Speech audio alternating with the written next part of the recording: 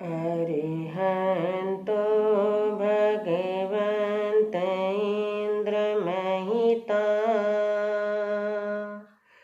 सिद्धाश्च सिद्धिस्थिता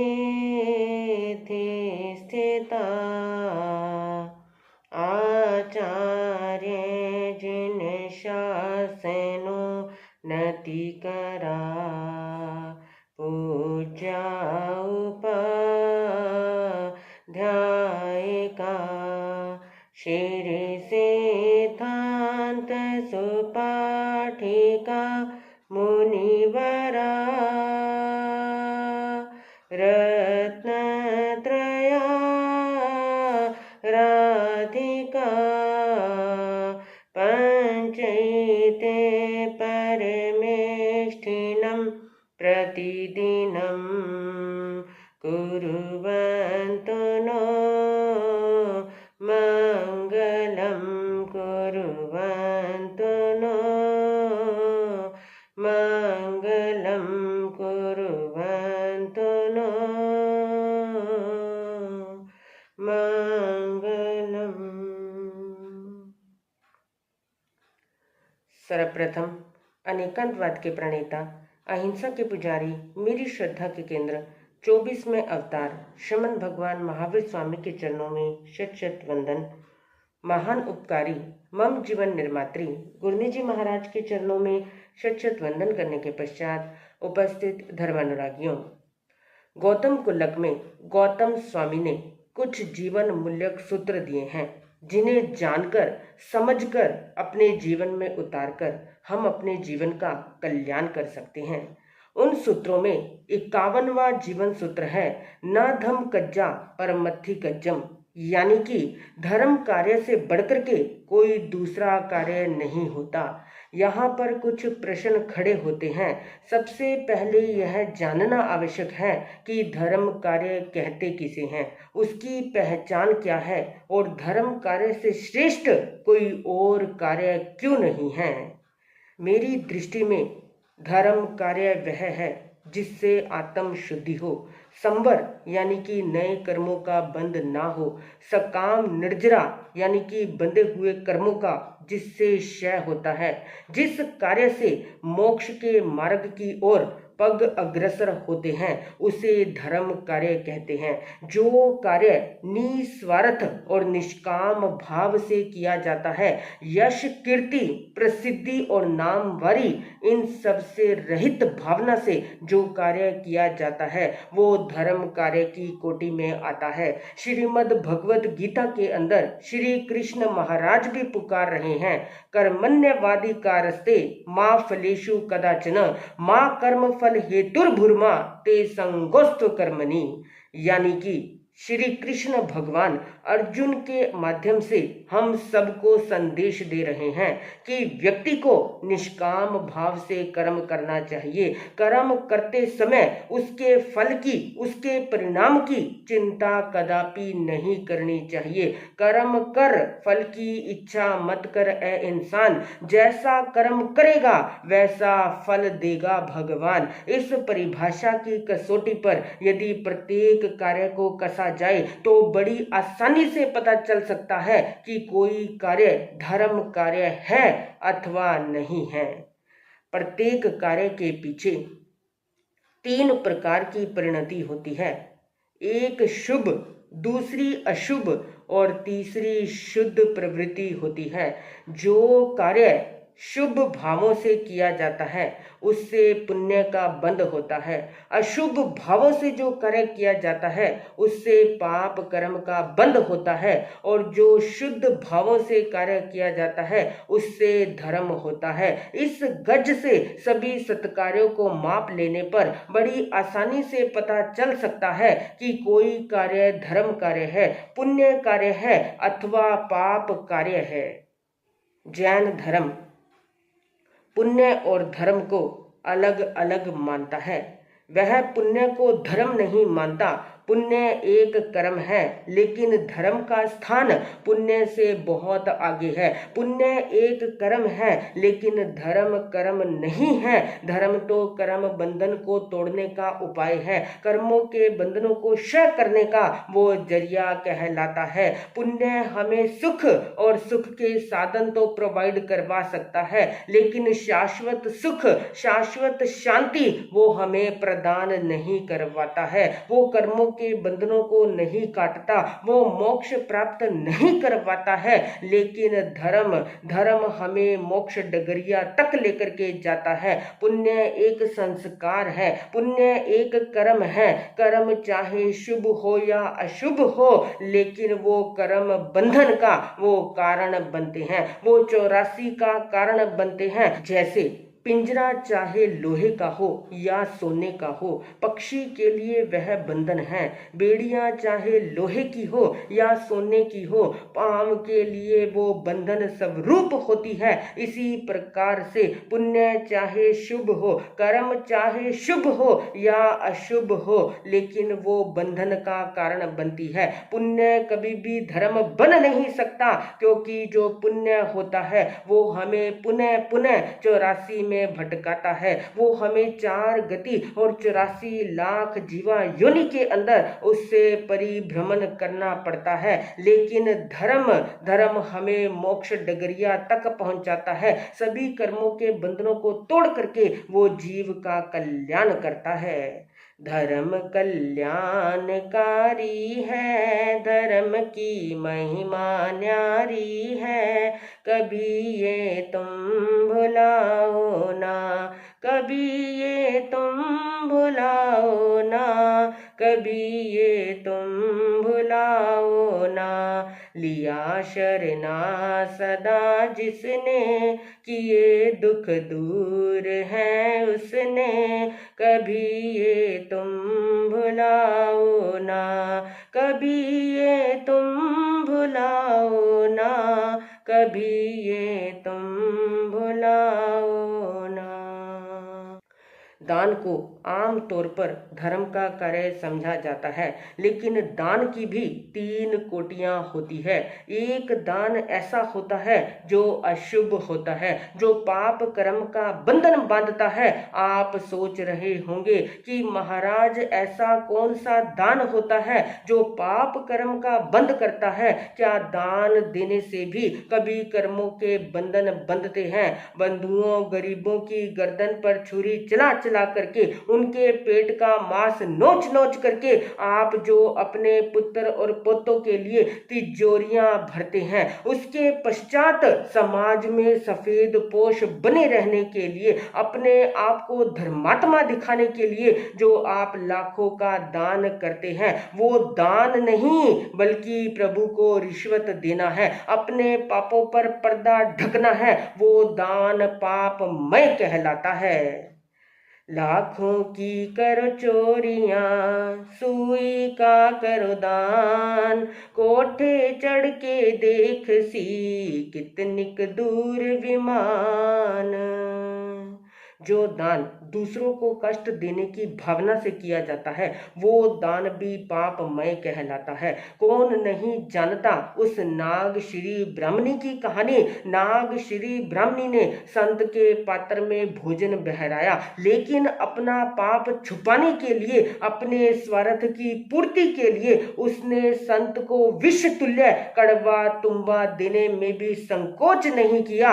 ऐसा जो दान होता है वो पाप कर्म का बंधन करके व्यक्ति को दुर्गति का मेहमान बनाता है।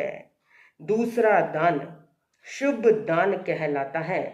एक दान ऐसा है जो शुभ होता है, जिससे पुण्य कर्म का बंध होता है। ऐसा दान किसने दिया था? कौन नहीं जानता।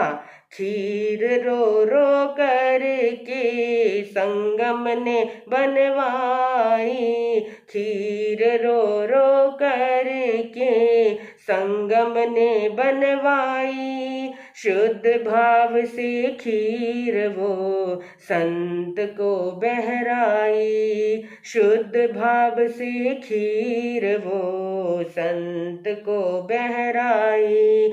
अगले भव में वो जाकर शाली भद्र कहलाया, अगले भव में वो जाकर शाली भद्र कहलाया।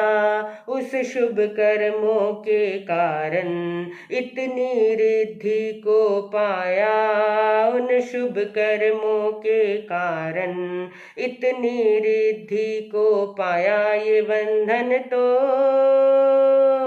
कर्म के बंधन है, कई जन्मों संग चलते हैं। ये बंधन तो कर्म के बंधन है, कई जन्मों संग चलते हैं। शाली भद्र का पूरा भव, जब वो संगम के भव के अंदर थे, शुद्ध भावों से शुभ भावों से उन्होंने संत के पात्र में भोजन बहराया। एक तरफ नागश्री ब्राह्मणी है जिसने भोजन बहराते बहराते भी वो कर्मों के बंधन बांध लिए, और दूसरी तरफ संगम कुमार है, वो भूखा ग्वाला जो भूख से तड़फ रहा था, लेकिन शुभ भावना भाते भाते उसने अपने हिस्से का भोजन भी संत के पात्र में डाला। तो अगले भव के अंदर, शाली भद्र के भव के अंदर उसे कितनी रिद्धि सिद्धि प्राप्त होती है। ये किसका फल था? उन शुभ भावों से दिए गए वो दान का फल था। उस दान के कारण से उसने इतना पुण्य बांधा कि शाली भद्र के भव के अंदर उसे इतनी रिद्धि सिद्धि की वो प्राप्ति होती है। एक और तरह का दान होता है। तीसरा दान शुद्ध दान कहलाता है। इससे ना पाप कर्मों का बंध होता है और ना ही पुण्य कर्म का बंध होता है। इससे धर्म होता है। जो शुद्ध भावों से जो दान करते हैं, सधर्मिक भाई बहनों की जो सहायता करते हैं, जो स्थानक निर्माण के अंदर, मंदिर निर्माण के अंदर जो सहयोग देते हैं, दान राशि देते हैं, ऐसा जो दान होता है वो शुद्ध भावों से दिया जाए, निष्काम भाव से दिया जाए, तो ऐसा जो दान है वो कर्म क्षय का कारण बनता है। ना इससे कर्मों का बंध होता, ना पुण्य कर्म बंधता है और ना ही पाप कर्म बंधता है। इससे धर्म होता है। ये सब प्रकार के बंधनों को वो तोड़ने की ताकत रखता है। जिस प्रकार से दान की 3 कोटियां बताई गई हैं, इसी प्रकार से सेवा परोपकार आदि सत्कार्यों की भी 3 कोटियां बताई गई है। जो सेवा स्वार्थ, लाचारी, विवशता, सौदेबाजी, यश, कीर्ति, नामवारी और प्रसिद्धि की भावना से की जाती है, ऐसी सेवा वो धर्म कार्य की कोटि में नहीं आती। या तो वो पुण्य कार्य होती है और या फिर वो पाप कार्य होती है। तो सच्ची सेवा कौन सी होती है? जो निस्वार्थ भाव से केवल दया और करुणा से प्रेरित होकर के जो सेवा करी जाती है, वही सच्ची सेवा कहलाती है। प्रसंगवश मुझे याद आया, स्वामी विवेकानंद जी के जीवन काल का एक प्रसंग है। जब कलकत्ता के अंदर महामारी प्लेग का प्रकोप फैला हुआ था, उस समय स्वामी विवेकानंद जी ने अपनी योग साधना, अपनी ध्यान उपासना, वो सभी कार्य छोड़ छाड़ करके निस्वार्थ भाव से रोगियों की सेवा करने कराने के अंदर वो जुट जाते हैं। उन्होंने अपने सभी शिष्यों और सभी साथियों को भी इस सेवा कार्य के अंदर लगा दिया। स्वामी जी को इस प्रकार चिंतित और सेवा में व्यग्र देख करके कुछ लोग कहने लगे कि स्वामी जी, आप तो सन्यासी हैं, आप तो योगी हैं, तो यूं साधारण मनुष्यों की तरह से आप आकुल व्याकुल क्यों हो रहे हैं? आप इतने चिंतित और व्यग्र क्यों नजर आ रहे हैं? अरे मैं सन्यासी हूं, मैं योगी हूं, तभी तो मुझे इतनी चिंता हो रही है, क्योंकि ये सारा संसार ही मेरा कुटुंब है, ये सारा संसार ही मेरा परिवार है। जो दूसरों की पीड़ा को अपनी पीड़ा के समान अनुभव करता है वही सच्चा योगी कहलाता है। ये बात सत्य है कि योगी को अपनी कोई दुख नहीं होता, योगी को अपनी कोई पीड़ा नहीं होती, लेकिन दूसरों का सुख दुख ही उसे अपना सुख दुख लगता है। आज इन पीड़ितों की पीड़ा को मैं अपनी पीड़ा के समान अनुभव कर रहा हूँ और इनकी सेवा को ही मैं अपनी सेवा समझ करके करने का प्रयास कर रहा हूँ। पैसों की आवश्यकता होने पर जब स्वामी विवेकानंद जी रामकृष्ण मठ की भूमि को बेचने के लिए वो तैयार हुए तो उनके शिष्यों ने पुकारा कि गुरुदेव, ये आप क्या कर रहे हैं? ये तो आपके गुरुदेव रामकृष्ण जी की वो स्मारक की भूमि है, क्या आप इन्हें भी बेच देंगे? मेरे प्यारे शिष्यों, समय आने पर इन मठ मंदिरों का क्या होगा? जब तक इनकी उपयोगिता है तब तक ये मठ मंदिर वो देवालय है, वो भगवान के स्थान है, लेकिन अगर ये मठ और मंदिर इनका कण कण यदि पीड़ितों की पीड़ा को दूर करने के वो काम नहीं आता तो ये मिट्टी के स्तूपों के समान इनका कुछ भी मूल्य नहीं रह जाता है। अगर इस भूमि का एक एक कण पीड़ितों की पीड़ा को, दुखियों के दुखों को वो दूर करने के अगर काम आता है तो मुझे विश्वास है कि मेरे गुरुदेव की आत्मा को अधिक का अधिक संतोष और शांति का अनुभव होगा। बंधुओं, जो संपत्ति किसी के काम नहीं आ सकती, दुखियों का दुख दूर नहीं कर सकती, उस संपत्ति का होना या ना होना वो एक बराबर है। वो संपत्ति केवल मिट्टी के समान कहलाती है। महान पुरुष पुकारते हैं, कौन सी संपत्ति, कौन सा धन वो परलोक में भी हमारे साथ चलता है। तेरा वैभव बहता पानी बहता रह गया, तेरा वैभव बहता पानी बहता रह गया। जो दिया था, जो दिया था हाथ से बस साथ रह गया, तेरा वैभव बहता पानी बहता रह गया।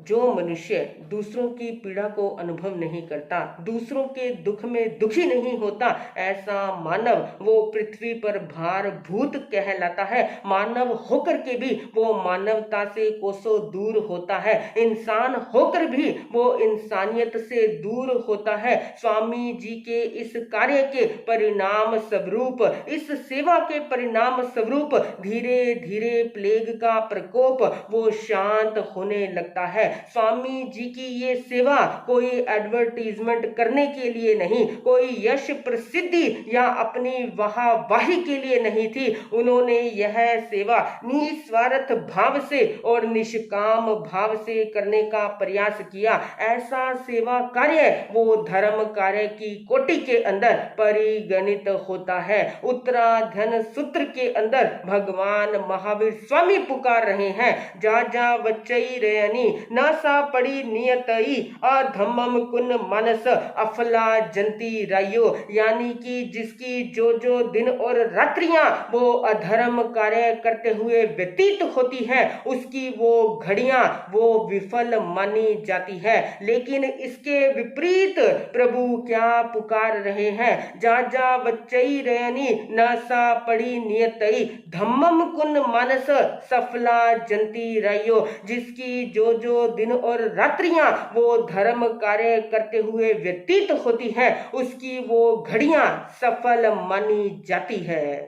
ऐसा ही धर्म कार्य करके अपने जीवन को सफल किया है गिद्दड़ बाहा की बिरादरी और यहाँ के श्रद्धालु भक्तों ने इन्होंने एसएस जैन सभा के पुनर्निर्माण का कार्य बड़े ही श्रद्धा और भक्ति के साथ सफलता पूर्वक संपन्न किया है। बहुत से लोग पूछते हैं कि महाराज स्थानक के निर्माण में कितने ही सूक्ष्म और स्थूल जीवों की वो हिंसा हुई होगी, तो यह कार्य वो धर्म कार्य कैसे हो सकता है।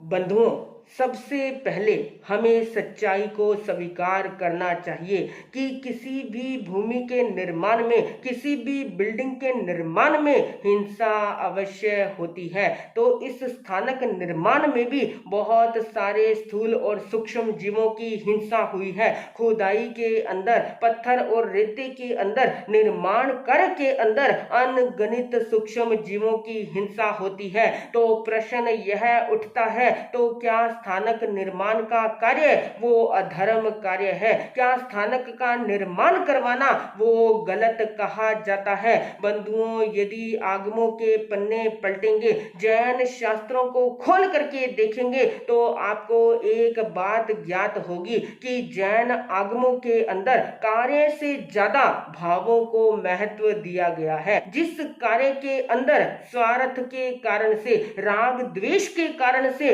हिंसा की जाती है, ऐसा कार्य पापमय कहलाता है। लेकिन जिस कार्य के पीछे लोक कल्याण की भावना होती है, धर्म आराधना और आत्मा की उन्नति का लक्ष्य होता है, ऐसा हिंसामय कार्य भी वो धर्ममय कहलाता है।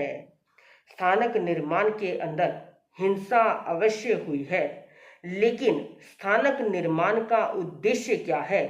स्थानक के निर्माण का उद्देश्य वो स्व और पर कल्याण की भावना है। इस स्थानक के निर्माण के बाद इस जगह पर, इस स्थान पर साधु साध्वियां आएंगे, वो धर्म ध्यान करेंगे, जप तप करेंगे, भगवान का संदेश वो जन जन में फैलाएंगे। अहिंसा, संयम और मोक्ष के मार्ग की इस स्थान से प्रभावना होगी। श्रावक और श्राविकाएं आकर के इस स्थान पर सामायिक संवर, स्वाध्याय और धर्म आराधना करने का प्रयास करेंगे। यानी कि एक बार की सीमित हिंसा वो सैकड़ों जीवों के कल्याण का वो मार्ग खोल देती है। जैसे औषधि के निर्माण के अंदर न जाने कितने ही तत्वों का विनाश होता है, लेकिन वो औषधि हजारों व्यक्तियों की जान बचा सकती है। इसी प्रकार से यह निर्माण कार्य वो सीमित हिंसा साथ वो असीमित धर्म का द्वार खोल देता है। तो जहां पर उद्देश्य वो लोक कल्याण और आत्मा की उन्नति और धर्म आराधना जब लक्ष्य होता है, तो सीमित हिंसा भी वो धर्ममय बन जाती है। तो छोटा सा पाप भी वो महान पुण्य के अंदर परिवर्तित हो जाता है। कुछ लोग यह भी प्रश्न करते हैं कि महाराज, स्थानक निर्माण में करोड़ों रुपए खर्च करने की बजाय यदि ये करोड़ों रुपए किसी जरूरतमंद को, किसी लाचार को, किसी गरीब को दिए जाएं, तो उसमें ज्यादा लाभ है, उसमें ज्यादा पुण्य है, उसमें ज्यादा धर्म है। तो बंधुओं, मैं आपसे एक बात पूछना चाहती हूँ। आपने किसी भूखे को भोजन करवाया, तो आपने उसकी भूख को शांत करके एक दिन का दुख दूर कर दिया। आपने किसी रोगी की चिकित्सा करवाई, तो उसकी चिकित्सा करवाने से आपने उसका रोग दूर कर दिया, यानी कि उसके शरीर को निरोग बना दिया। किसी आश्रयहीन को यदि आपने आश्रय दिलवा दिया, तो आपने उसका शेष जीवन वो सुरक्षित कर दिया। लेकिन मैं पूछना चाहती हूँ कि यदि आपके एक कार्य से किसी को सम्यक्त्व की प्राप्ति होती है, सम्यक दर्शन की प्राप्ति होती है, तो उसका क्या हुआ? उसका एक नहीं बल्कि भव भव का उद्धार हो गया। भव भव के दुख उसके दूर हो जाते हैं। महान पुरुष भी कहते हैं, सम्यक दर्शन सम्यक चारित्र सम्यक होवे ज्ञान, उसी को मिलते हैं भगवान, उसी को मिलते हैं भगवान। सम्यक दर्शन दर्शन सम्यक चारित्र सम्यक हो विज्ञान, उसी को मिलते हैं भगवान, उसी को मिलते हैं भगवान। तो किसी को भोजन करवा करके, किसी की पढ़ाई करवा करके, किसी की चिकित्सा करवा करके या किसी को नौकरी लगवा करके आप उसके एक भव की तो सहायता कर सकते हैं, एक जन्म में तो उसकी सहायता कर सकते हैं, लेकिन किसी की आत्मा को जागृत करके आप उसके भव भव का उद्धार कर सकते हैं, भव भव में उसका कल्याण हो सकता है। तो एक आत्मा भी यदि धर्म के साथ जुड़ जाती है तो उसमें अधिक पुण्य कहलाता है। लेकिन अब आप ये मत कहना कि महाराज आज के बाद हम किसी जरूरतमंद को एक पैसा भी नहीं देंगे, हम तो वहां पर दान करेंगे जहां पर उपकार ज्यादा होता है। बंधुओं, मेरा कहने का भाव ये नहीं है। दान दो प्रकार से किया जाता है। एक दान जो कि धर्म भावना से प्रेरित होकर के किया जाता है, और दूसरा दान वो मानवीय संवेदना से प्रेरित होकर के किया जाता है। जब आप किसी धर्म स्थान पर आप दान देते हैं तो वो धर्म भावना से प्रेरित होकर के दिया गया दान होता है। लेकिन अगर आप किसी दीन दुखी की सहायता करते हैं, किसी गरीब की मदद करते हैं, किसी असहाय को सहारा देते हैं, तो ये मानवीय संवेदना से प्रेरित होकर के दिया गया दान होता है। तो जहां पर मानवीय संवेदना का सवाल होता है वहां पर अपनी शक्ति के अनुसार दान करना वो आपका कर्तव्य है। ध्यान से सुनना, मानवीय संवेदना से प्रेरित होकर के दान करना आपका कर्तव्य है, लेकिन धर्म के क्षेत्र में, परमार्थ के क्षेत्र के अंदर, स्थानक निर्माण के अंदर दान देना वो आपका धर्म कहलाता है। तो दोनों प्रकार का दान देना वो अनिवार्य है, दोनों प्रकार का दान करना चाहिए। लेकिन एक बात निश्चित है, किसी दीन दुखी की सेवा करके, किसी गरीब की सहायता करके आप उसकी केवल एक भव की सहायता कर सकते हैं, लेकिन स्थानक निर्माण करवा करके वहां पर अपने बच्चों को ला करके, गुरु चरणों में बच्चों को ला करके आप उनके भव भव का उद्धार कर सकते हैं, आप उनके जन्म मरण के बंधनों को तोड़ सकते हैं, उन्हें सम्यक्त्व की प्राप्ति करवा सकते हैं। तो इस जैन स्थानक के निर्माण के अंदर जिन जिन दानवीरों ने अपनी पुण्य से संचित लक्ष्मी को लगाया है वे सभी साधुवाद के पात्र हैं। उन्होंने अति उत्तम कार्य करके महान पुण्यों का अर्जन किया है, महान कर्मों की निर्जरा करी है। जैसा कि आप सब जानते हैं कि आज जैन स्थानक की ओपनिंग के साथ साथ हमारे 24वें तीर्थंकर श्रमण भगवान महावीर स्वामी का 2625वां जन्म कल्याणक महोत्सव भी है। भगवान महावीर स्वामी अलौकिक व्यक्तित्व के धारी थे। उनका जन्म चैत्र शुक्ला त्रयोदशी के दिन हुआ था। भगवान महावीर स्वामी के जन्म महोत्सव पर उनके पिता सिद्धार्थ राजा और उनकी माता त्रिशला महारानी वो खुशियां मना रहे थे। कुंडलपुर के अंदर बधाइयां बांटी जा रही थी, मंगल गीत गाए जा रहे थे। बाज कुंडलपुर में बधाई, बाज कुंडलपुर में बधाई, के नगरी में वीर जन्मे, के नगरी में वीर जन्मे महावीर जी। आज कुंडलपुर का प्रत्येक निवासी हर्षोल्लास का अनुभव कर रहा था। श्रीमद् भगवद गीता के अंदर श्री कृष्ण महाराज पुकार रहे हैं, यदा यदा ही धर्मस्य ग्लानिर्भवति भारत अभ्युत्थानम अधर्मस्य तदात्मानं सृजाम्यहम्। श्री कृष्ण महाराज पुकार रहे हैं कि जब जब धर्म की हानि होती है, अधर्म की वृद्धि होती है, तो पापियों का कल्याण करने के लिए और धर्म की पुनः स्थापना करने के लिए मैं युगों युगों में जन्म लेता हूँ। यदि आप रामायण के पन्ने पलटेंगे तो आपको ज्ञात होगा कि राम भगवान वो क्या पुकार रहे हैं। जब जब होए धर्म की हानि, बाढ़हि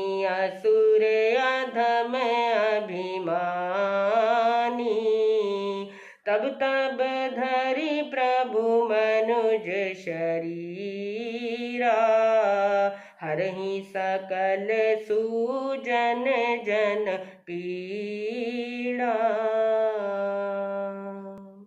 तो जब अत्याचार बढ़ने लगे, नारियों पर अत्याचार होने लगे, उन्हें दुखी किया जाने लगा, शोषण बढ़ने लगा, अपराध बढ़ने लगे, धर्म के नाम पर हिंसा होने लगी, यज्ञों के अंदर पशुओं की बलि चढ़ाई जाने लगी, जब चारों ओर त्राही त्राही मची हुई थी, तो उस अंधकार के अंदर प्रकाश बन करके भगवान महावीर स्वामी का जन्म हुआ। जन जन का कल्याण करने के लिए, उन्हें अज्ञान से ज्ञान की ओर लाने के लिए, उन्हें अंधकार से प्रकाश की ओर लाने के लिए चैत्र शुक्ला त्रयोदशी के दिन भगवान महावीर स्वामी ने जन्म लिया।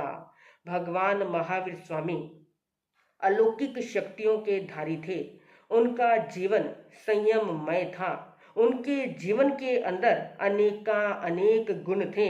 उनके सभी गुणों का बखान करने की ताकत वो मेरी जुबा के अंदर नहीं है, लेकिन उनके कुछ गुणों को आज आपके समक्ष रखने का मैं प्रयास अवश्य करूंगी। भगवान महावीर स्वामी के अंदर मातृ भक्ति का गुण था। उनकी मातृ भक्ति तो उनके जन्म से पूर्व ही दिख गई थी। जब भगवान महावीर स्वामी माता त्रिशला के गर्भ में थे, तो उन्होंने अपने अवधि ज्ञान से देखा शंकर भगवान जो जन्म से 3 ज्ञान के धारी होते हैं, उन्होंने अपने अवधि ज्ञान के अंदर देखा कि मेरे हिलने डुलने से माता को पीड़ा हो रही है। उन्होंने उसी समय हिलना डुलना बंद कर दिया, स्थिर होकर के रहने लगे। तो उस समय माता को चिंता हुई। माता विचार करने लगी कि कहीं मेरे बालक को कुछ हो तो नहीं गया, कहीं कोई देवता उसे चुरा करके तो नहीं ले गया है।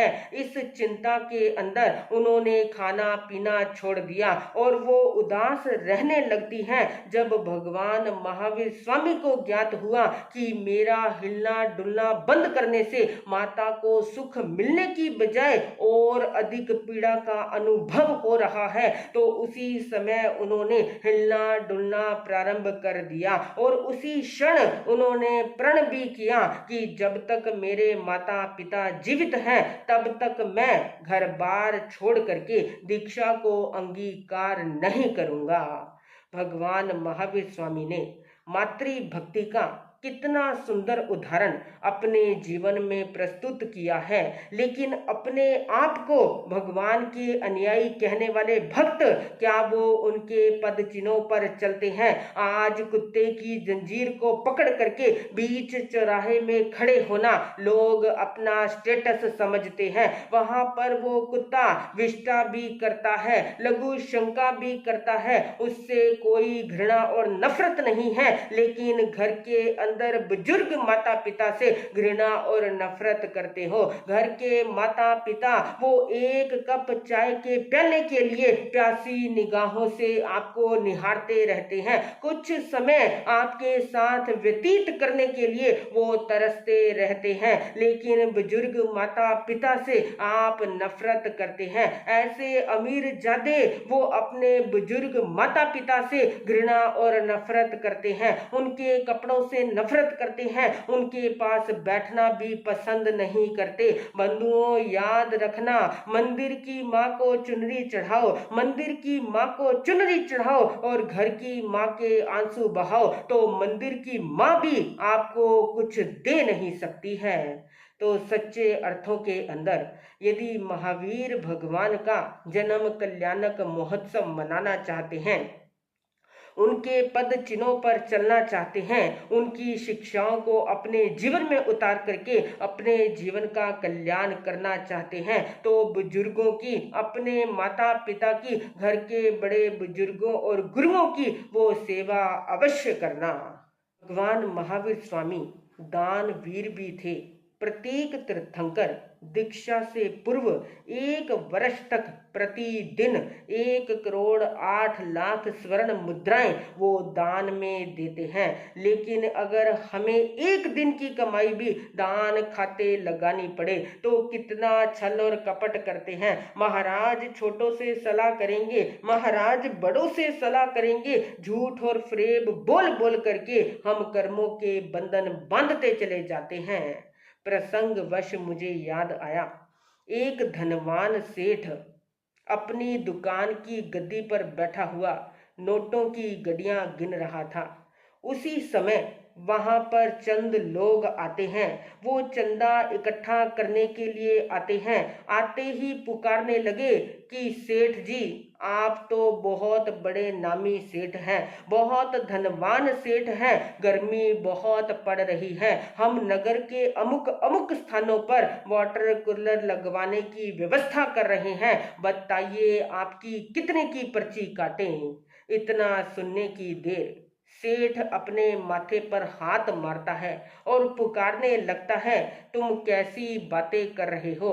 आजकल मार्केट में कितना मंदा चल रहा है। मैं तो अपनी और अपने परिवार की जरूरतों को ही बड़ी मुश्किल से पूरी कर पाता हूँ। इस प्रकार से 5 7 10 बातें उन चंदा लेने वाले लोगों को सुना दी कि चाहे सुख हो या दुख हो, हर जगह धन ही काम आता है। कमाइयां तो है ही नहीं और धन तो पानी की तरह बहता चला जाता है। तो इस प्रकार से बिना चंदा दिए ही उसने चंदे वालों को अपनी दुकान से नीचे उतार दिया। बेचारे चंदा लेने वाले लोग अपना सा मुंह बना करके उसकी दुकान से नीचे उतरते हैं। अभी उन्हें गए हुए कुछ ही समय हुआ था कि उसी समय कुछ और लोग उसकी दुकान पर पहुंचते हैं। 2 व्यक्ति आते हैं। वो दोनों व्यक्ति कौन थे? सेठ के इकलौते पुत्र के लिए बहुत धनवान सेठ की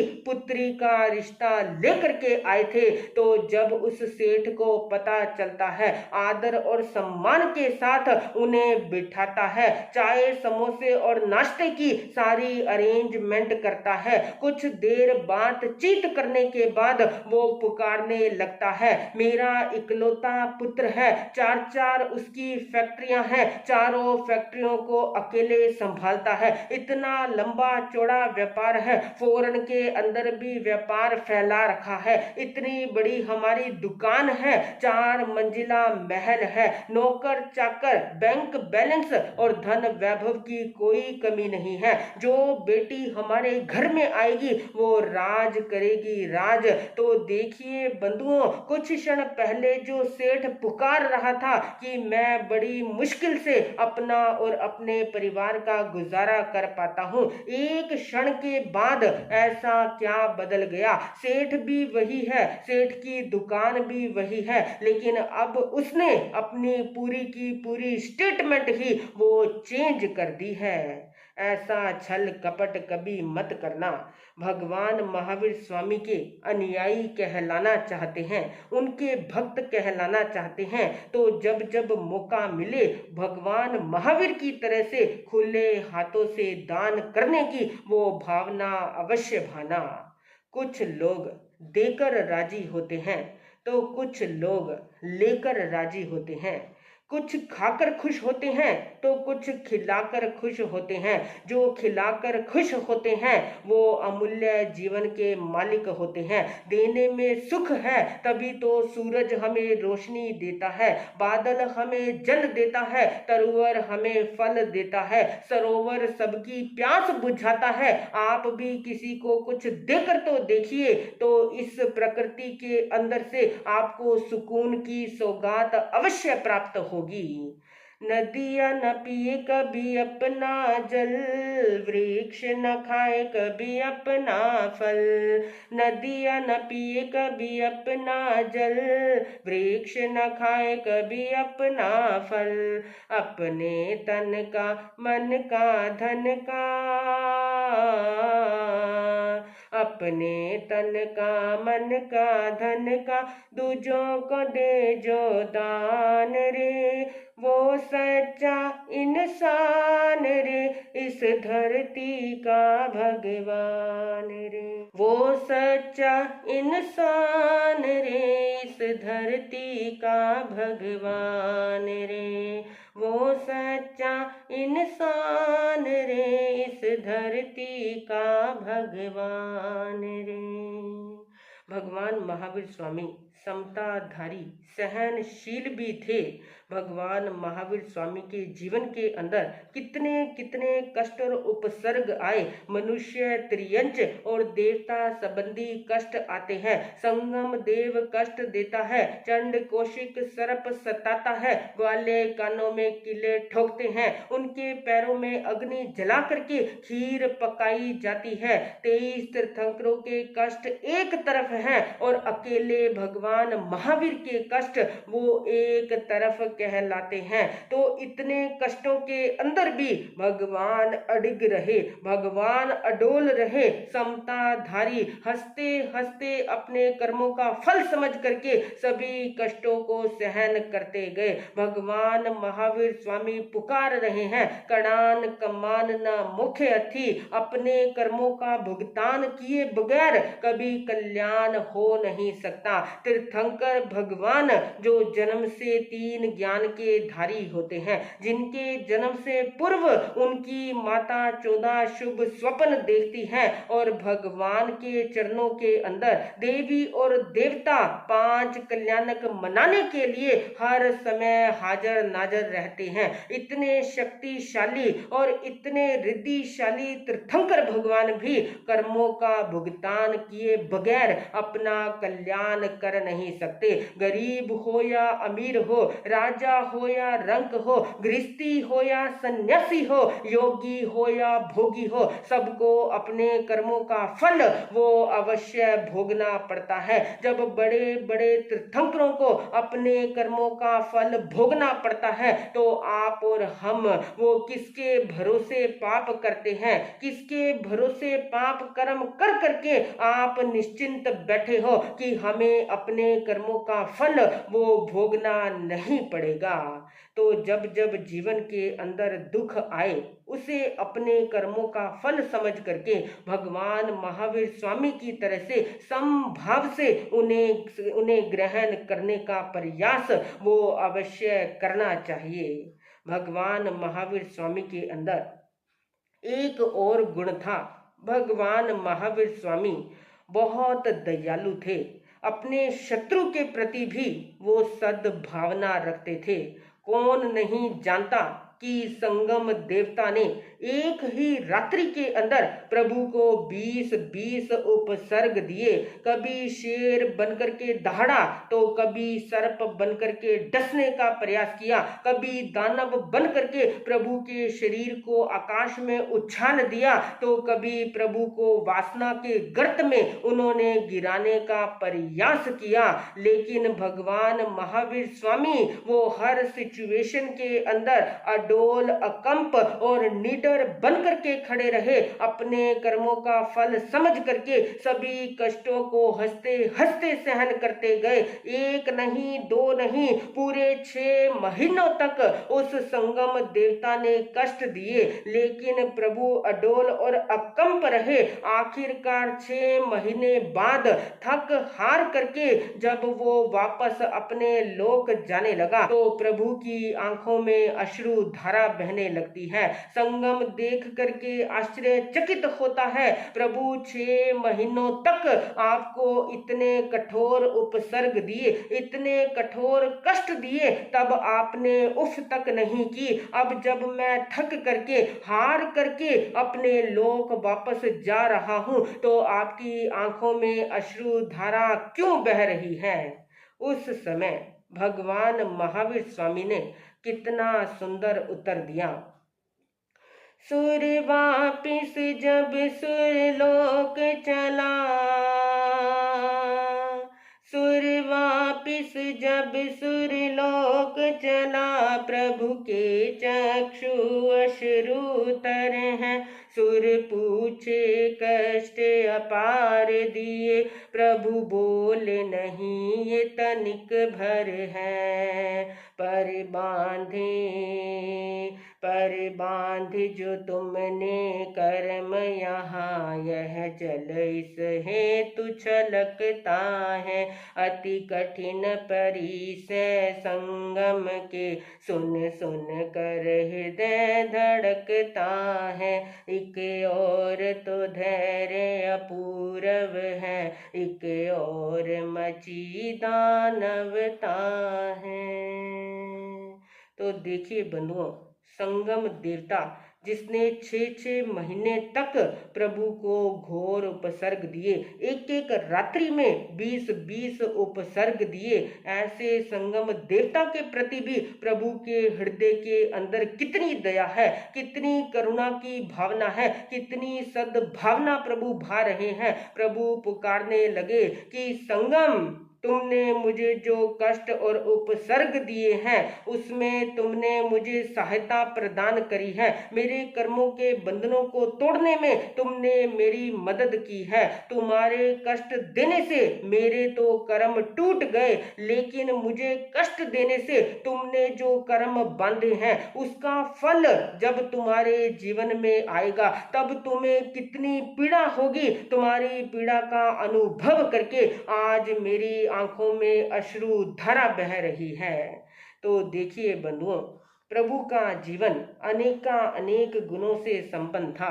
प्रभु दान वीर थे, प्रभु दयालु थे, प्रभु समताधारी थे, प्रभु के भीतर मातृ भक्ति थी, भातृ प्रेम उनके भीतर था। न जाने कितने कितने गुणों के वो स्वामी थे। अगर उनका एक गुण भी हमारे जीवन में उतर जाए, एक गुण भी अगर हम अपने आचरण में लाने में कामयाब हो जाते हैं, तो आज उनकी जन्म जयंती मनाना, आज उनका जन्म कल्याणक महोत्सव मनाना वो सार्थक हो सकता है। तो भगवान महावीर स्वामी के जीवन के गुणों को जान करके उनके गुणों को अपने जीवन में उतारने का प्रयास जरूर करना।